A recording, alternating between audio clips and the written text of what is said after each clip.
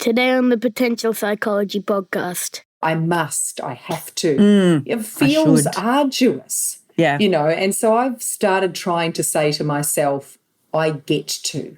Yes. I choose to. It is hard. There are many different things we need to hold ourselves accountable for. But by their very nature, if we have to hold ourselves accountable, there's some form of blockage and willpower required. So, for me saying, I get to get up in the morning and go down to the beach to exercise rather than have to, which just adds this kind of other layer of stress and overwhelm and feels like kind of unfair, I have to do all these things. Yeah. It's an obligation. Yeah, and it's very different because we do get to choose and we do get to say to ourselves, who do I want to be? How do I want to show up? And for me, that the answers to those questions are very much what leads me to be able to hold myself accountable. Welcome to the Potential Psychology podcast. I'm your host, psychologist Ellen Jackson, and this is the show in which we explore what it is to be human and how we as humans can fulfill our potential. We're revisiting our How to Thrive series, co-hosted with positive psychotherapist Marie McLeod, to acknowledge Mental Health Month and to delve a little deeper into the beacon model that Marie uses with participants in the documentary How to Thrive. For more details of the doco, check out our show notes. Great to have you here. I'm Ellen and I'm here with my co-host Marie McLeod. Hi, Marie. Hey, Ellen. How you going? Good. What are we talking about this week as we discuss how to thrive? Today and this week, we're talking about accountability. And accountability is a bit of an unusual inclusion, perhaps, in a framework on how to thrive. But what I've noticed, and perhaps you have too, is how important holding ourselves accountable is. So I'm really looking forward to diving into this one with you today. Fantastic. Yes, and it is one of my favourite topics, accountability and goal setting. And this is the third letter in the Beacon framework that we are working our way through. For those who perhaps are tuning in for the first time, can you give us a really quick rundown on Beacon? So Beacon is the framework that we're working with. It's a framework I created, evidence-based, around how to thrive. And we are touching in on each of the letters: B for belonging, E for engagement, A, which is today, for accountability, C for compassion, O for optimism, and N for nurture, which is about our physical health. And so just every week we're giving you a tiny tweak as a quest that our listeners can go away and do, and that we are doing too.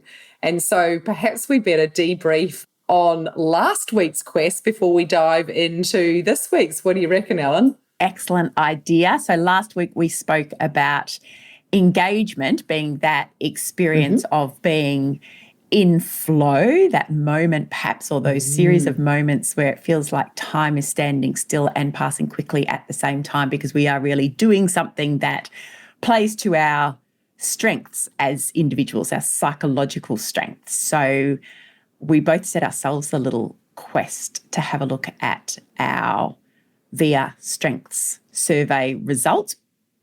We've both done them, if not multiple times before. Yep. What did you find and what did you practice perhaps this week, Marie, around strengths and engagement? Yeah, so I went and took a look at mine, and I had done mine last year, and I'd done that because I became part of a new team at that time for the documentary, and we had asked everyone on the team to do it. And so I redid it then so that we could share with each other and have a conversation about that. So it wasn't terribly long since I'd done it.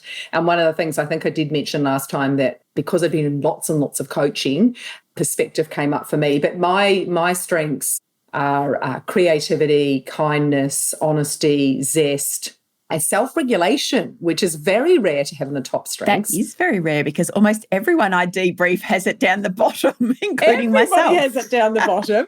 And sometimes it doesn't, things fluctuate a little bit. So sometimes, things might change around a little bit. I might have judgment, sometimes comes in my top five. But self-regulation, I think that's because of my sort of, my ADHD tendencies, that self-regulation has been a learnt strength to sort of counteract that. So I in my later years and with greater insight, I think that's why I have become someone with self-regulation where it isn't very common, I agree, in people I see as well. So for me, what I was thinking about was I'm very curious and conscious about times when I overplay my strengths. I don't know that I underplay strengths. Maybe that's my sort of zestiness, but as often as I overplay them. And so for me, that can look like too much zest, too much energy for certain people or at certain times. And, kindness is another one too, that for myself, but also for people that I coach, that, too much kindness to others and not enough for myself, I have to keep in check. And I have to admit that I've been having a little bit of a chuckle to myself because this weekend we finally got to visit my brother, who has a farm down in the Otways. And he's actually a pilot and his wife's a surgeon, but they have a farm. And through lockdown, he hasn't been flying, of course. And so he has now 70 sheep that have been lambing. And my daughter had been saying, "Oh, Mum, can we have one of Uncle Rob's lambs?" And I was like, absolutely not. We live in the city, first of all, and we have enough trouble looking after all of ourselves at times. What did we come home with, Alan?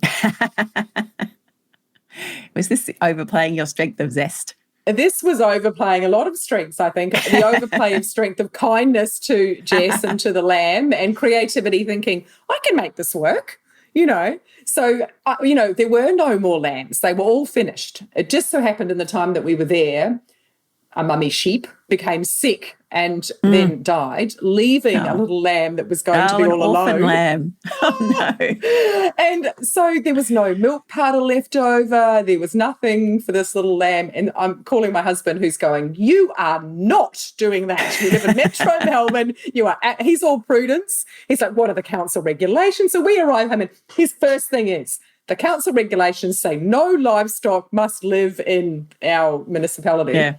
Don't tell the council. He'll be gone again in a few weeks. Listening. We just need to feed him up so he's strong enough. But for me, it was just a perfect example of the different strengths. My husband went straight to the rules and I went straight to the heart, And so as I was driving back thinking, where are we going to find, the special milk replacement stuff in the city? Like no one feeds calves and the thing's bleating in the back and everything. I'm thinking, what on earth have I done? Because Jess was just like, "Mum, it would mean the world to me and I'll work so hard at my exams." And, and she really is so in love with animals and it brings her so much joy. So, my other part of the positive psychology brain was going, imagine how much positive emotion it will bring to our family. Imagine how much community connection when people bring, their kids around to pat the lamb. So anyway, that's what happened and that was my funny little overplay of strengths. So Ellen, how did you get on? Hopefully you didn't do anything quite as crazy. I have not added any additional livestock or family members to my family over the course of the last week. It was interesting actually because we did touch last week on this idea of strengths being a very individual thing and that even if you have a couple of similar strengths, that combination of strengths can wire people up to live and experience the world quite differently. And as you were going through your top strengths, Marie, I realised that we had absolutely no overlap whatsoever. And mine are all completely different. That's why we work. Mine are all head strengths, which probably doesn't surprise anybody who knows me well. I don't have so many heart strengths, sadly. Something that I consciously do try to work on in terms of developing strengths because we can do that. So mine are judgment, which I think you did mention last week as well, is not about being judgy. I know sometimes when people see judgment as one of their top strengths, they're like, "Oh my God, that's awful. I don't want to be." But it is about how we synthesize information and come to decisions. Yeah. So it's often about making sure, not necessarily consciously, but it's just a natural wiring to look at all the different perspectives and try and, synthesize the information before you come to a decision. So that's very much me. Perspective is one of mine, as well as curiosity and love of learning, which are two that I have reflected on a lot in the context of producing this podcast because I think it really has given me an opportunity to exercise my strength of curiosity in particular.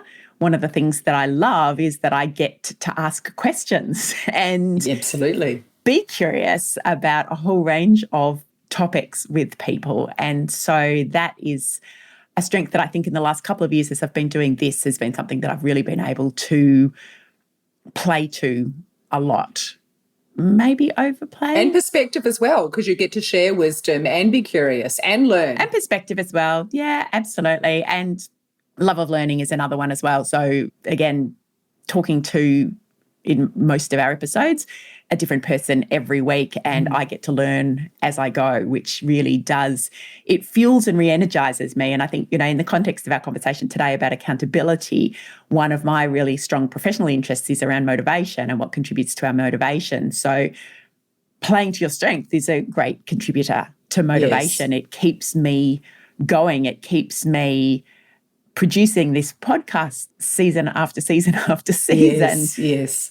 Because I actually get as much energy and inspiration and excitement from each of the conversations that I have. A lot of the production pieces that I thankfully now outsource to a wonderful team, I do in part because none of those bits play to my strengths.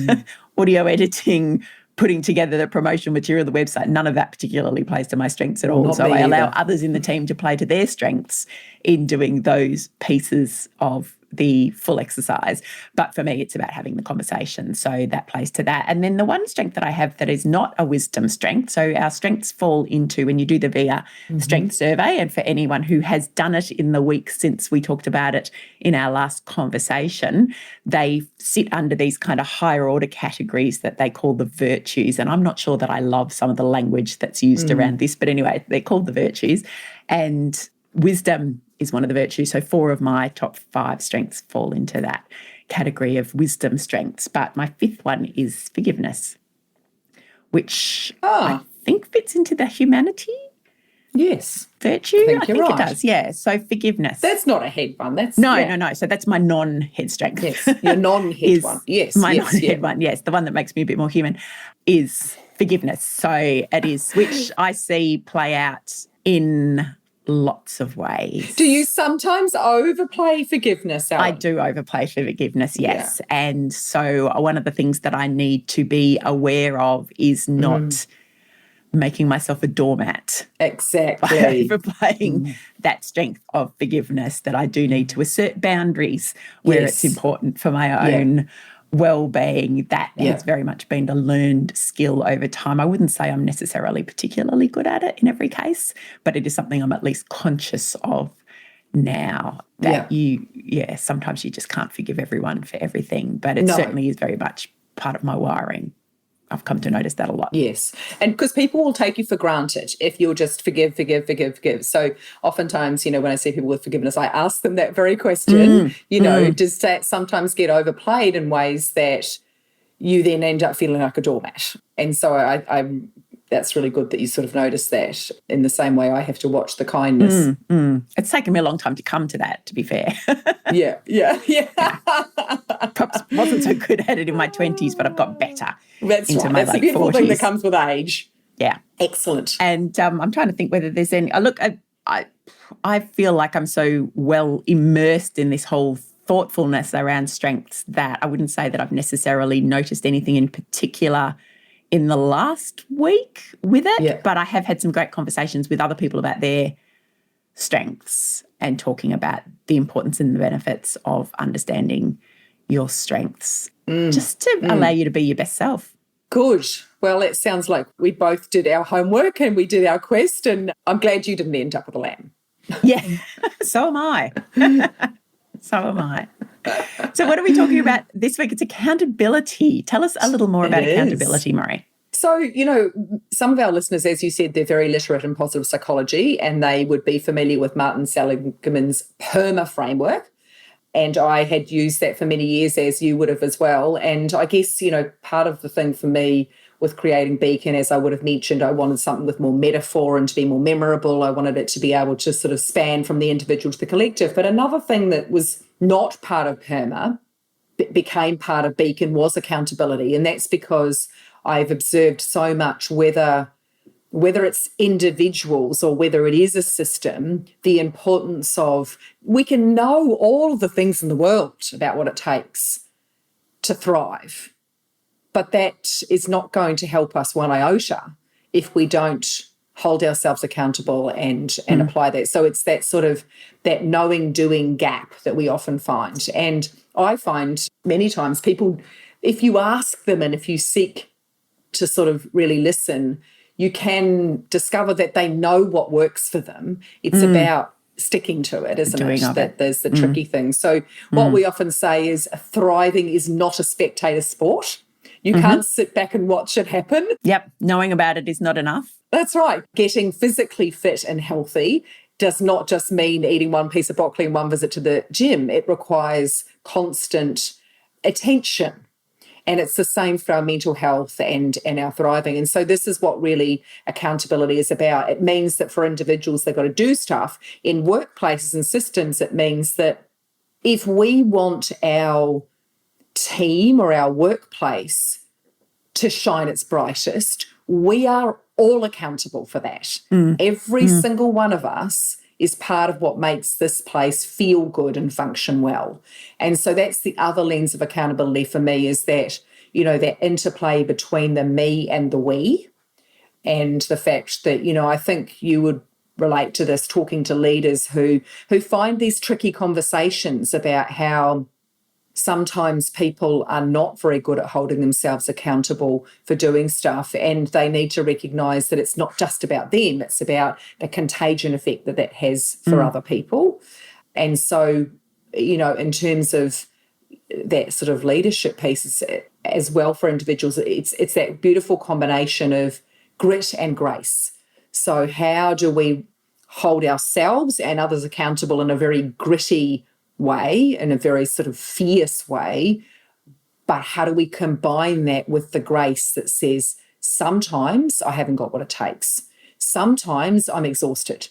Sometimes I'm legitimately overwhelmed, depleted, kept up at night by a barring lamb, or, whatever it is. There are days when it's okay to say, I don't have what it takes. But we can't do that every day, right? We can't make those excuses every day. So accountability is about holding ourselves accountable for doing what we need to do to thrive, but it is also about knowing that sometimes we pull back from that sort of grittiness with grace.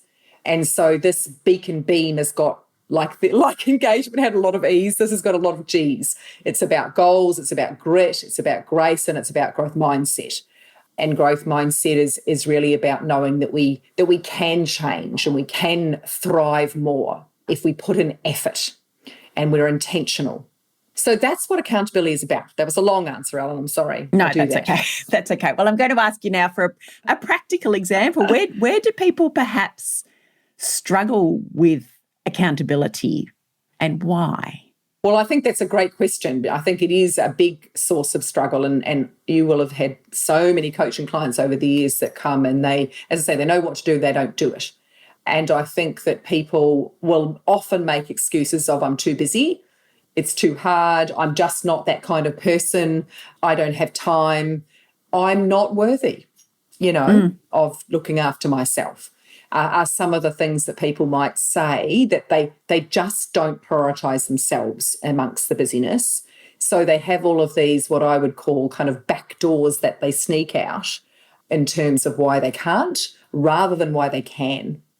And so I think that tied up in putting ourselves first, thinking that, maybe it's, I'm just not an exercise person, I'm a busy person, I'm a this person, that person. There is a relationship between this and our identity, who we see ourselves now and how we see ourselves in the future.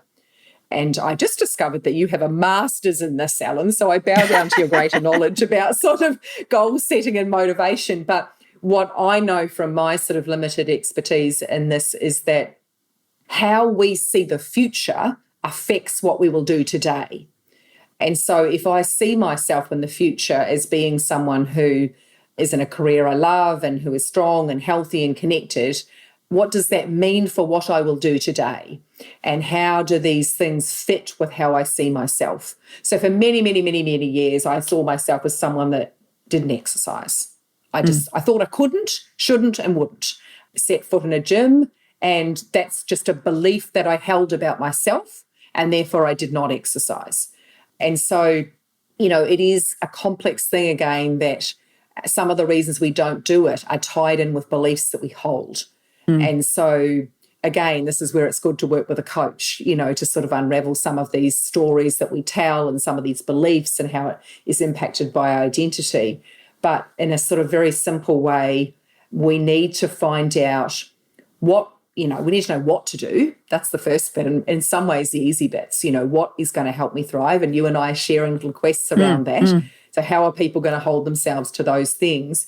There's the what, but it's also, why does this matter to me?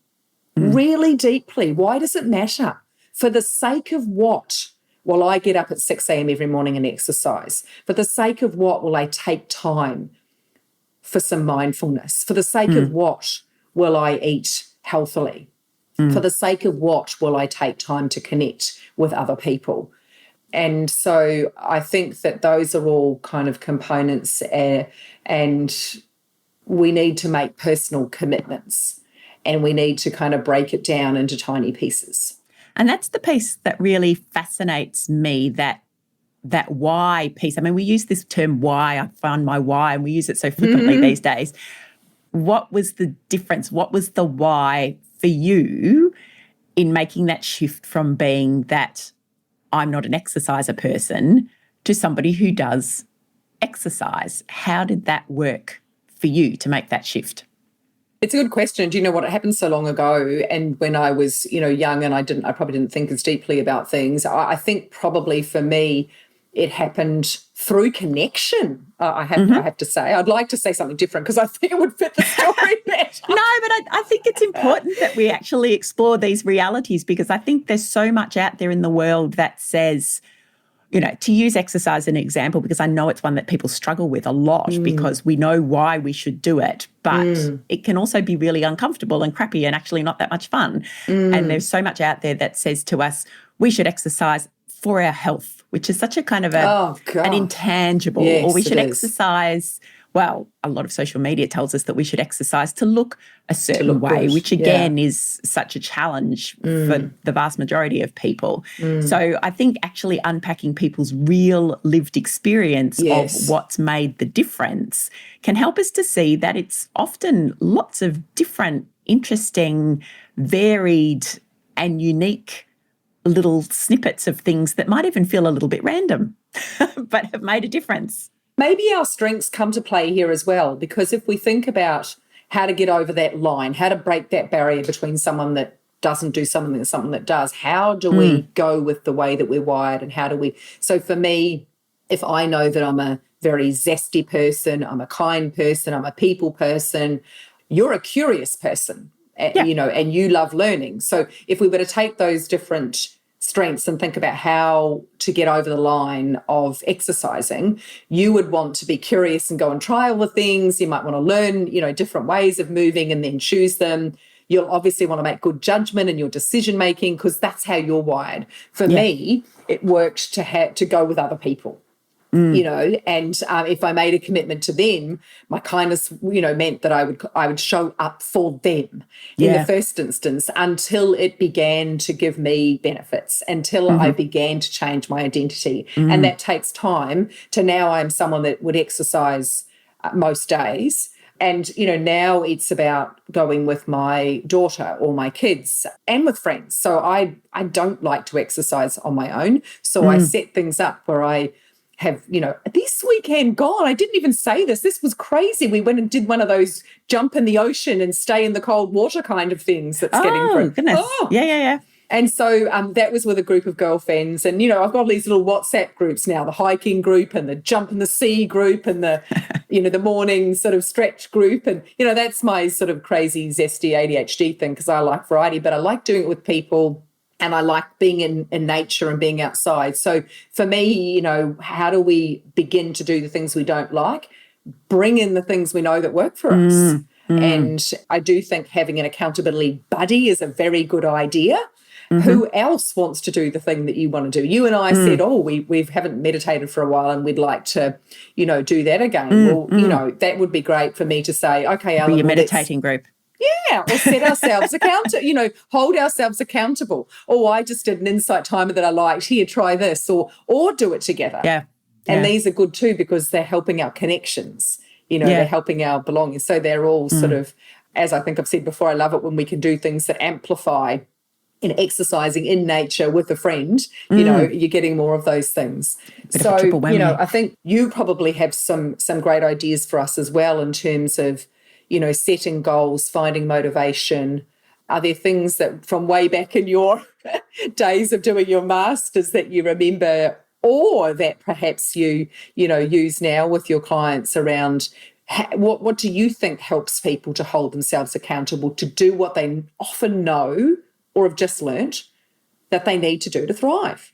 Absolutely. And I think you really hit on the best example I could give in your explanation of what worked for you, because as you were talking, I was thinking, that's not me at all, because I'm quite different. So I only exercise alone because it is a bit of me time, being an introverted person and being a person who likes to think things through and my love of learning. So yesterday, for example, despite being very tired because I did go out the night before and I'm getting old and I don't recover well, I took the dog for a walk around the lake and listened to the Psychology Podcast, one of my favourite podcasts, which is very nerdy, deep psychological conversation, philosophical conversation.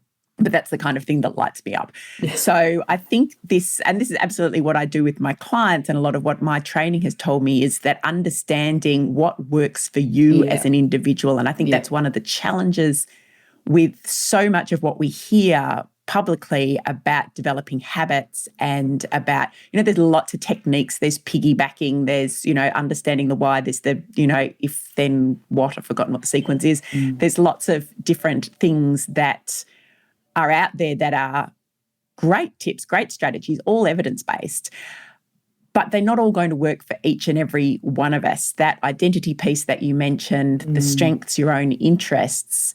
And what tends to happen is that we try something that everybody else has raved about or we've read about in a book and we've gone, this is the way that it works. This will be my magic ticket to developing this new habit that I will sustain forevermore. And then we try it and it doesn't work. Yeah. And then we're like, well, I'm clearly that's not for me. Yeah, I'm clearly just not cut out for this. I'm never going to be an exerciser. And look, I've done it.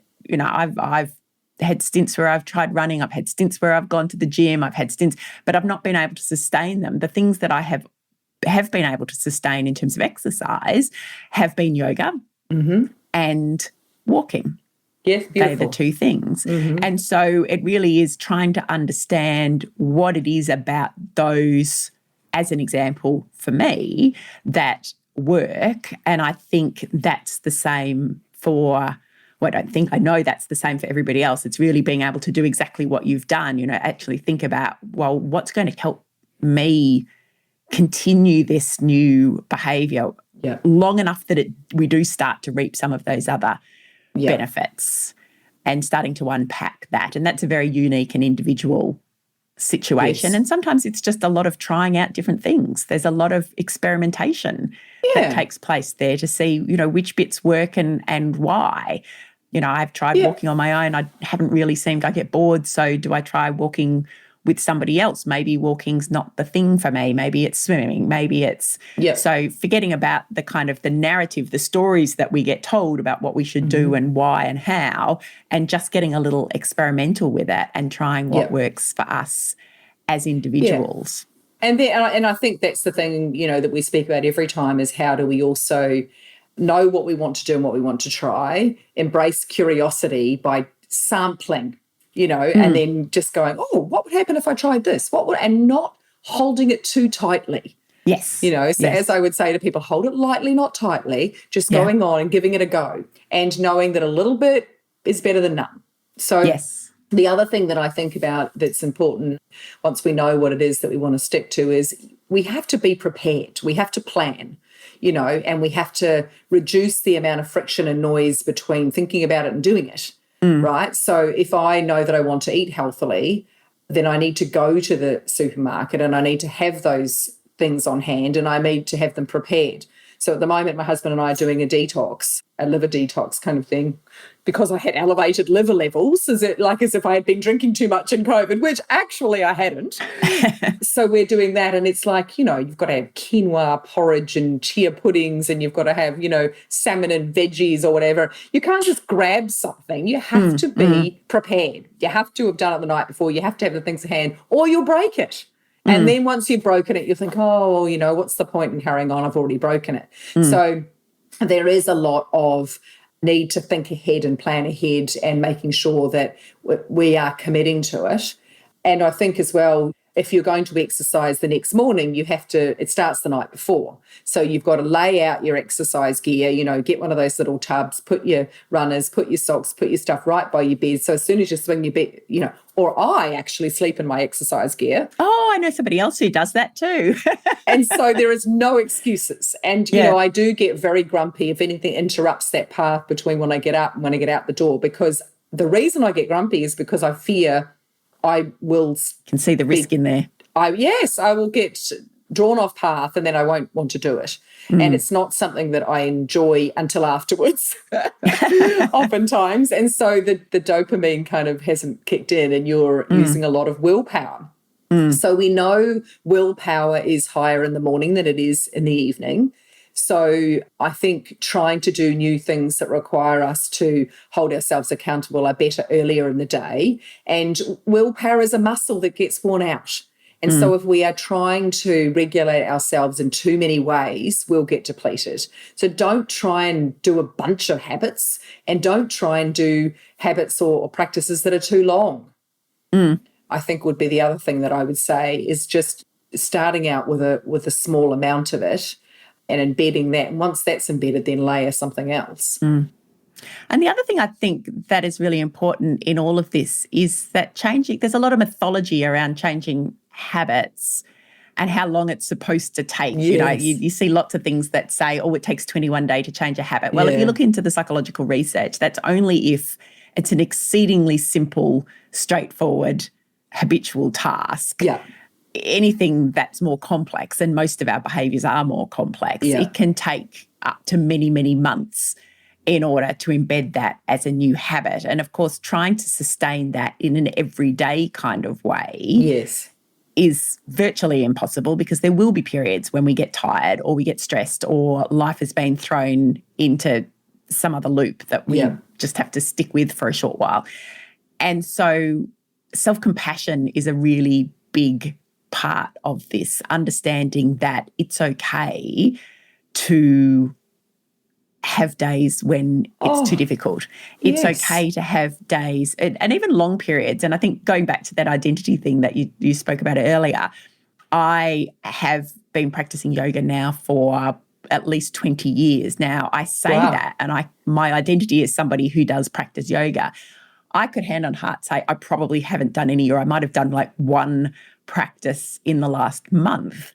Now, that doesn't mean I'm not still, and it doesn't mean I won't go back to it. And I think this is a really important piece, particularly around procrastination and some of these kind of loops that we get into where we feel that if I've stopped doing it, therefore I now give up because I can't do it, I won't do it, it's not who I am. That's not the case. We know from procrastination research that if we add a little bit of self-compassion into the mix and we say, that's okay that I've not done this yet, I can go or back that I've to not it. done it this week, I will go back to it. Yeah. Because otherwise we get stuck in these kind of negative thought patterns or negative thought loops that keep us trapped. But as soon as we actually, and it's funny because for some reason, and maybe it's a narrative again, we feel that we have to be harsh and tough on ourselves to maintain the habits, that we have to, that we're somehow letting ourselves off the hook if we have a day off, if we're not feeling up to it. And I see a lot of that. And that is actually contrary to what the research tells us. That's that right. if we have some self-compassion in there and we actually allow ourselves to say, that's okay that I haven't got to it this week, it's been a particularly difficult week, I will come back to it. And that's the important part. It is the I will come back to it. And then seeing those patterns emerge over time. So even though I can say I haven't done any yoga, I know I will come back Yes. to it, and I know I will get back into the routine and the rhythm, and that's okay. It's just a pause, isn't it? It's a pause, and that these are long term. We're not talking about, and I think again, your 7-day cleanses or your 8-week shredding things or whatever, all of these different, particularly around the physical exercise ideas that we have. What gets perpetuated out there is that you have to go hard for this period of time, and that's what makes the difference. And yet that's contrary to how we actually develop habits over time. We can do it in a much more gentle, kind way, and we think about it as a lifelong pursuit, not something that I'm going to knock over in 8 weeks. So I think that's been one of the really key things for me in understanding the habits that emerge, and then allowing those habits to actually become habits, to keep yourself accountable. Yes. It doesn't matter if it's not every day, every morning for everyone. Some people are wired up for that. Some people are wired up for that kind of routine. I must do it every day. It's how it works for me. And that's fantastic. For other people, look, that's not how it will work, and that's okay too. So understanding that individual component in there makes a big difference, and then not beating ourselves up when we feel like we have, inverted commas, failed. That's right. And because, if you hate it, you won't go back to it. No. That's what I tell myself. So, if I'm running and I push too hard and I absolutely feel like I'm going to throw up. Yeah. And look, there are people who go to the excess on things. So, that's. I'm married to one of those. So, yes. All or nothing. But for me, I'm always thinking, how do I keep this as enjoyable? Like push myself enough so that it makes a difference, but not so far as I hate it. And our brain craves novelty. Yep. So it's important that we keep it fresh and new and try, mix it up a little bit. And fun. I think that's the other thing that we underestimate in all of this. I think there's not enough fun, although maybe you start to see it a little more. I'm seeing particularly on social media some of these dance classes and, Zumba and some of these things that have a fun element to them. I don't think there's probably been enough fun and laughter and lightness incorporated into much of the sports and fitness storylines that we hear. But I know we had, we went for a walk around with the kids. So we have a lovely lake here in Ballarat, and so we were walking around the lake, and they've put in a whole lot of outdoor exercise equipment, publicly available. And it's sort of a modified version of what you might find in the gym. And so we all just hopped on and had a play and tried out all these different things, step machines, and, there were cycling things and there were lifting things. And for me, I haven't done it, but I think I might at some stage. Maybe I should make myself accountable to this while we're talking about it on the podcast. I just thought, in nice weather, because outdoors is important to me as well. So it's unpacking again those other contributors to your motivation to do something new. And outdoors is important to me. And so this is outdoors, and it's a little bit fun, there is novelty, and it's just new. And I thought maybe I'll go, and I said to my husband, maybe we'll just go and, we'll just have a play and try these things out and just have a little bit of fun with it, just out of that curiosity piece in there as well. And I would never underestimate the importance of that, making it fun, keeping it light, and just, again, see what happens, see it as an experiment. I'm just going to try this out and see what happens, and maybe I'll keep doing it because it was fun. But when we're very hard and fast and very rigid around, I must do this thing this certain way and I must do it every day, we are almost setting ourselves up for failure. Yeah, and that reminds me as well, another thing that I think is important is the language we use around these things. I must, I have to. It feels arduous. Yeah. And so I've started trying to say to myself, I get to. Yes. I choose to. Yes. Because it is hard. We've talked a lot about exercise, but there are many different things we need to hold ourselves accountable for. But by their very nature, if we have to hold ourselves accountable, there's some form of blockage and willpower required. So, for me, saying I get to get up in the morning and go down to the beach to exercise, or I choose to do this detox because I've had some blood tests that haven't been so flash, or I choose to spend some time mindfully because I know that helps to recenter me, rather than have to, which just adds this kind of other layer of stress and overwhelm and feels like kind of unfair, have to do all these things. Yeah. It's an obligation. Yeah, and it's very different because we do get to choose and we do get to say to ourselves, who do I want to be? How do I want to show up? And for me, that the answers to those questions are very much what leads me to be able to hold myself accountable. If I want to show up energetic, because, like I have zest in my strengths, and I'm sure it's an absolute surprise to anyone, but I am zesty and I am energetic. And so if I want to show up with energy and enthusiasm and my brain really sort of firing on all cylinders, then I know exercising early in the day helps me to do that. And so I say to myself, because I have the strength of kindness and if you want to be kind to others, you need to do this for you. And so, we sort of play around with some of these, how do we apply our strengths? I want to be around other people, so I'll invite Anna along to do that with me or whatever. I won't invite Ellen because she's listening to her podcast. She doesn't want to talk to anyone because she uses exercise for decompression. It's kind of my strategies. And it is that language piece. After this, I get to go for a long walk. It's not I have to, it's I get to, because to me that is an opportunity for decompression. And where I choose to go, we have the luxury of having a lot of bushland around us. And so just that experience of being in the bush and, I take the dog and absorbing nature and being able to either listen to a podcast for my love of learning or listen to music, which is another way that I decompress. It's a joyous experience now. It's not arduous. It's something that I really choose to do because it's something for me. But it is now because you've gotten past the barrier of it. And so how do we help our listeners then as we move into our kind of quest-giving stage of the podcast? How do we help them if they're not at that stage yet of holding themselves accountable for something that matters? And so I think, we were going to set them a quest around making a habit. Yeah, absolutely. Or even just perhaps unpacking what you'd like to make a habit. So again, breaking it down into small steps, which is always important in all of these quests to change some behaviours and thrive. So unpacking perhaps what it is and why you want to make that change. And then I would suggest even setting yourself a little challenge to try one small thing. Just to see how it goes. This has been something I've been working with my coaching clients a lot on lately is let's just view this as an experiment. Let's just try it out. What's one small thing that I might like to try this week just to see how it goes? No expectation that I do it forever, just being curious to find out what it feels like, what works and what doesn't work. And that would be my suggestion, I suppose, for anybody who's looking to, over the longer term, or at least explore perhaps a new habit or a new behaviour.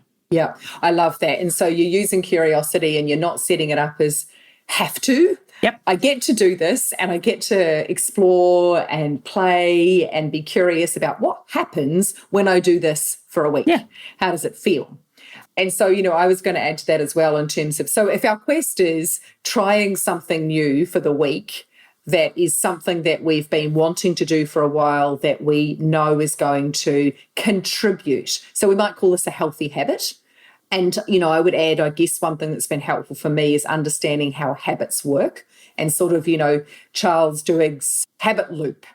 So, for me, being able to know that loop has a cue, a routine, and a reward. And the cue is tying the new thing that you want to do on to something you already do. So something that's already a habit.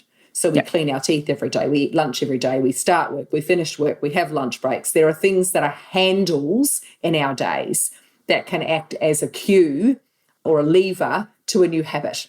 So if, for example, meditation is something that I want to add back in because it's fallen off, fallen off the wagon of meditation. So I already kind of mostly I'm concentrating on doing some movement in the morning, and then I'm getting the kids out the door or whatever, and then I'm getting a coffee or I'm getting some food and I'm starting to work. But I want to, in that space before I start work, take some time to meditate.